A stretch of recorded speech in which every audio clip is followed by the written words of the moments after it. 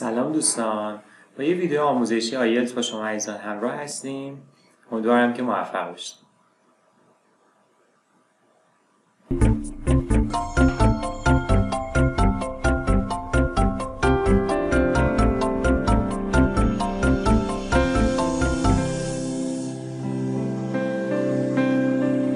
Hello, I'm Margot Politis. Welcome to Study English, IELTS preparation. Today we're going to talk about businesses and different ways to discuss economic information. We're going to listen to an interview with the head of a large clothing company. Then we're going to look at how he describes the success of his company. Here's Derek O'Neill. Well, we've said before that we've had consistent growth over the last 4 to 5 years. We've delivered EPS growth in excess of 20% over the last 3 years. Growing earnings at 25, 30, 35% forever becomes impossible. I think we end up owning US GDP in about 2023 with 25% growth. We've registered that 15% is our plan, and we think that's a good target. We're very happy with our level of sales. We grew sales in the US in girls wear at 50%, and we think that's a fantastic performance. So we'll stand by those numbers. We've had solid momentum in that market for 4 or 5 years, and we expect that momentum is going to continue. Okay, so today we're going to look at the language of description, particularly describing economic information. In formal academic writing, it's important to use impersonal, objective language when describing things. Notice that in the interview, Derek O'Neill often begins his sentences with we've, short for we have. Using phrases like I've or we've is very common in spoken English.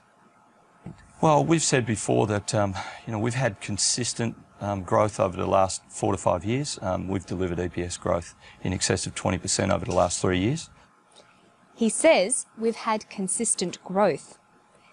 We've delivered growth in excess of 20%. We've had solid momentum in that market. How would you turn these sentences into more formal descriptions? Take the first sentence. We've had consistent growth. Generally, the first person forms of I and we are not used in more formal writing or when describing economic data. We'd use an objective form. There is, there are, there has been, or there will be.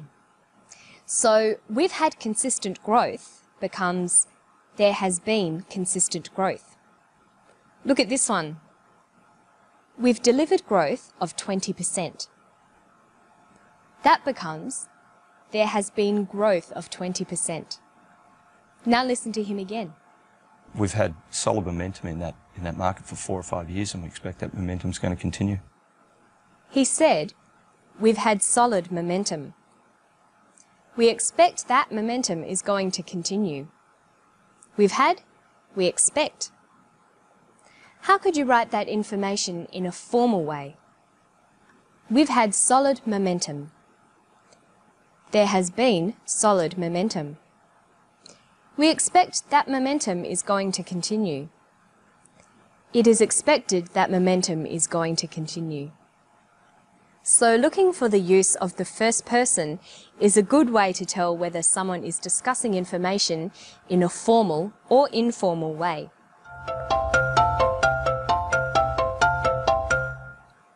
You should remember that in an academic context, you always need to include evidence to support your opinions or descriptions.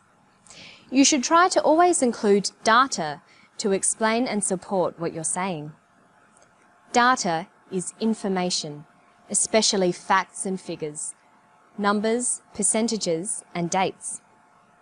In formal language, you need to include data to support your arguments. Listen to the data Derek uses. We've delivered EPS growth in excess of 20% over the last 3 years. Growing earnings at 25, 30, 35% forever becomes impossible. I think we end up owning US GDP in about 2023 with 25% growth. We've registered that 15% is our plan, and we think that's a good target. He mentions a variety of facts and numbers. but he also describes how the data has changed. That is, the degree or type of change. To describe data, there is a variety of word choices. You can use both adjectives and adverbs, words that describe. Of course, adjectives describe things and adverbs describe actions. So you'll need both nouns and verbs for your descriptions. For example, you might use nouns like the rise, the increase, or the growth. Listen to Derek again. Well, we've said before that we've had consistent growth over the last 4 to 5 years. They've had consistent growth. He uses an adjective, consistent, with a noun, growth. Let's look at a table. To describe numbers going up, we can use nouns like the rise, the increase, or the growth. And to describe numbers going down, we can use the drop or the decrease. Then we've got adjectives to describe those nouns, like rapid, slow, slight, dramatic, sudden, or consistent. And we can put these together. A sudden rise, a slight decrease, a sudden drop, a consistent growth. But there's another way of describing these changes. We can use verbs and adverbs. Many nouns like the rise, the increase, the growth can be used as verbs. To rise, to increase, to grow, to drop, to decrease. And many adjectives can become adverbs.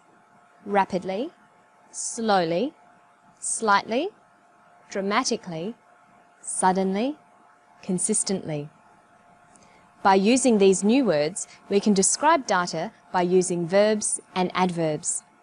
We can say to rise suddenly, to decrease slightly, to drop suddenly, to grow consistently. So look how these phrases change. A sudden rise becomes to rise suddenly. A slight decrease, to decrease slightly. A sudden drop, to drop suddenly.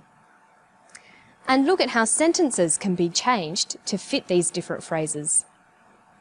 It has grown consistently. There has been consistent growth. It's important to always use a variety in your written work. Sometimes use verbs and adverbs to describe data, and sometimes use adjectives and nouns. It will make your English sound much better. Okay, listen to the clip again, and then we'll try to put together all the things we've looked at today. Listen for personal descriptions, simple verbs, and descriptions of data. Well, we've said before that we've had consistent growth over the last 4 to 5 years. We've delivered EPS growth in excess of 20% over the last 3 years. We've registered that 15% is our plan, and we think that's a good target. We're very happy with our level of sales. We grew sales in the US in girls wear at 50%, and we think that's a fantastic performance. He finishes by commenting on the data and its significance for the company. Okay, let's go back over the steps we've looked at today. When you're making an argument, it's important to support your case. You must include data or facts. Make sure you discuss this data. Use objective, impersonal language. Describe changes to data by using a variety of noun-adjective and verb-adverb combinations. And finally, comment on the data using formal, objective language. And that's all for Study English today. Don't forget to keep reading, writing, speaking and listening to English as much as you can. And why not try to rewrite some conversational English into more formal academic styles? I'll see you next time for more IELTS preparation. Bye!